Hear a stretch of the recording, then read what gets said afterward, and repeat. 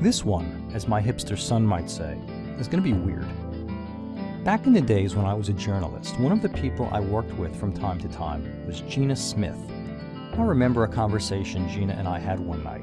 I was president of the Computer Press Association at the time, and Gina told me that the San Francisco Chronicle, where she was a writer, had just decided to syndicate her columns. Not surprisingly, Gina was excited, and then she became even more excited when I suggested she ought to be paid for that. Somehow, Ms. Smith wasn't aware that she had rights to her words and that her employer needed to share their newfound Gina Smith-produced revenue with her. Well, as the business and journalism worlds changed, Gina changed too. She had a couple of national television gigs and then somehow was appointed CEO of a company that Oracle's Larry Ellison founded to sell dumb computer terminals before the world was ready for the idea. Gina, as this piece at Gawker points out, was a superstar. And then Gina Smith kind of fell off the map. It could have been by design, she'd done well, had a family, etc., etc., or, like so many people in businesses, Gina Smith might not have known how to adapt to changing conditions around her. I don't know. Now, a couple of years ago, Gina and a few other technology journalism luminaries of yore started a new website. From the About page at anewdomain.net, I'm quoting their mission statement. There's a gap in tech media today, and we bet you've noticed. There's a dire need for authoritative, trustworthy tech coverage, and coverage that's deep yet broad and up to the minute. Well, I concur. A lot of what's passed off as technology-focused journalism today is pablum, and I'm being kind. Sadly, anewdomain.net is now publishing pablum too. Let me be clear that my goal today is not to pick on Gina Smith. What I'm interested in as a matter of influency is pointing out that stating good intentions and high-minded values isn't the same as carrying them out. It applies to Gina Smith and anewdomain.net, it applies to Answer Guy Central, it applies to you. You must do content marketing, but that content had better be worth reading, viewing, or listening to. Yesterday I came across a piece at anewdomain.net that showed me something surprising. It turns out that Windows 8.1 has a slide to shutdown feature in it. From the perspective of Microsoft attempting to provide a consistent interface between Windows Phone, Windows RT, and Windows for traditional computers, slide to shutdown is a great idea. But that said, this feature has flown mostly under the radar. And that's an important part of the story too. Slide to shutdown was discovered immediately upon its release and has been written about in several places, so it's not like anewdomain.net has uncovered something heretofore unknown to other geeky folk. And that said, the tutorial approach to Windows 8.1's slide to shutdown feature that was published at anewdomain.net was well executed, and if you're interested in implementing it, you can reliably by following the simple instructions. Problem is, you can't actually slide to shutdown in desktop/laptop Windows 8.1. Seriously, slide to shutdown in Windows 8.1 is useless. Now, I'm not even picking on Microsoft. I have issues with Windows 8, not the least of which are the lies Microsoft tells about its compatibility with older hardware.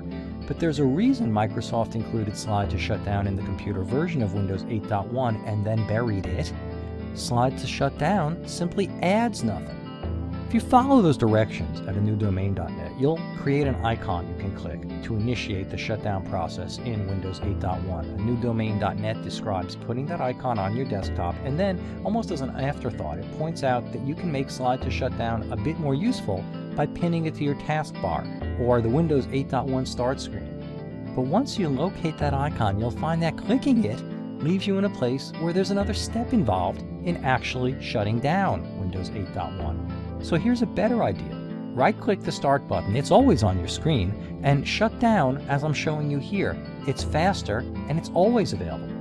Now, wait. Maybe you're one of those, I need every bit of screen real estate I can get, folks, who have Windows hide your taskbar, and you think that pulling your mouse to the bottom of the screen to make the bar appear so you can follow those steps is still not fast enough. Well, as I pointed out in the comments at anewdomain.net, that's not a problem either. Just put, and this is exact, type this, shutdown/s/t0 in the Windows 8.1 run box. And you can access the run box anytime with WinR. That's the window picture key. Keep that command first in your unbox history, and now, anytime you want to shut down, no matter what you're doing or where you've navigated to, just hit Win-R and then Enter. That's it. Now, in the video here, note I've included a bit of extra cruft to illustrate the point and show you there was no funny business going on. In real life, the Win-R shutdown/S/T0 method takes under a second. Now, let's get back to the anewdomain.net mission statement. Remember it? There's a dire need for authoritative, trustworthy tech coverage, and coverage that's deep yet broad and up to the minute. Is the slide to shutdown feature or anewdomain.net's feature about it deep, authoritative, and broad? You bet it is. Was it up to the minute? Well, not remotely, but because there's a market for several months ago's information, that's okay too. The problem with anewdomain.net's slide to shutdown article is that it isn't trustworthy if you include useful in the definition of trustworthy. Sounds like I'm picking on anewdomain.net, doesn't it? Once again, no, that's not the point. I wish Gina Smith and her associates nothing but success. This story is about Influency. We're at a point in the evolution of how we meet and influence each other that moving your lips but not saying anything is becoming a less and less viable method of getting attention. And by actually saying something, I'm referring to having a message that your ever-narrowing available audience needs and has a use for. People who want tech news don't need the third best and ultimately useless way of doing something that they didn't care about to start with. That world is gone. So have a message and get it out there over and over and over. But if you move directly to the over and over part without first having a message worth delivering, your shot at real influency will stay at 0. Want to talk about it? Me too.